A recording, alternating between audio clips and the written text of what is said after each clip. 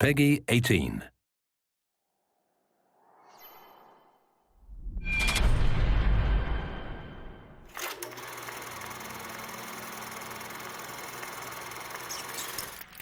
When you think about BioShock Infinite's characters, in BioShock 1, I think the biggest character in the world was actually the world of Rapture. And I think with Infinite, we're continuing that tradition as well, that there's a lot of narrative told in the world, and very much probably on the same scale as there was with BioShock 1.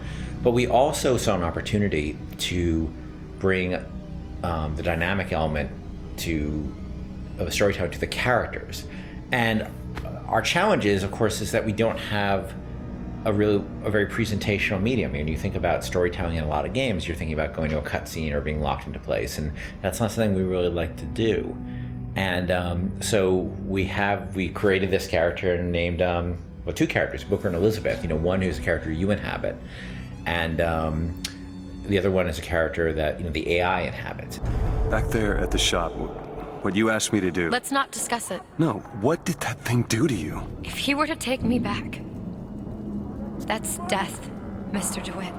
Or something so like it, I cannot tell the difference. Booker is, I think you're going to see him be multidimensional throughout the game. Starts off very, very simple, and if you know history at all, he's a former Pinkerton agent, which those were bad guys. Bad guys feared the Pinkertons.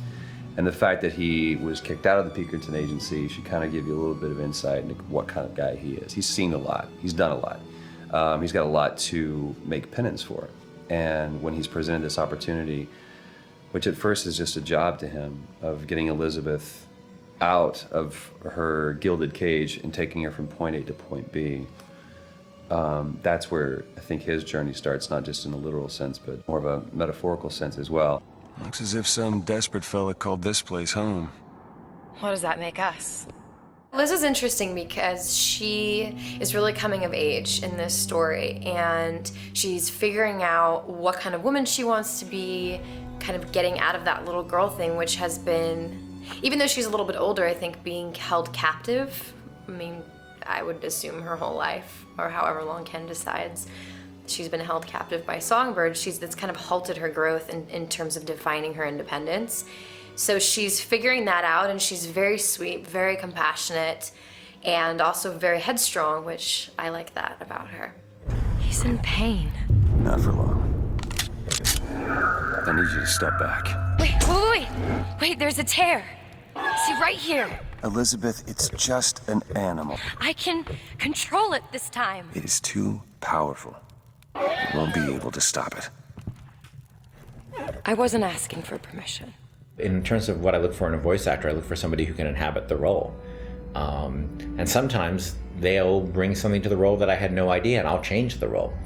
With both of them, I think I saw people who sort of inhabited the basics of what I saw in the character, but they're also very good at taking direction. They're very good at responding to feedback, and that's what I mean more. That it's less direction and more feedback, because a lot of times I don't even know what I want, and I'm just sort of saying, let's try in this area, and they're very open to that, and they're really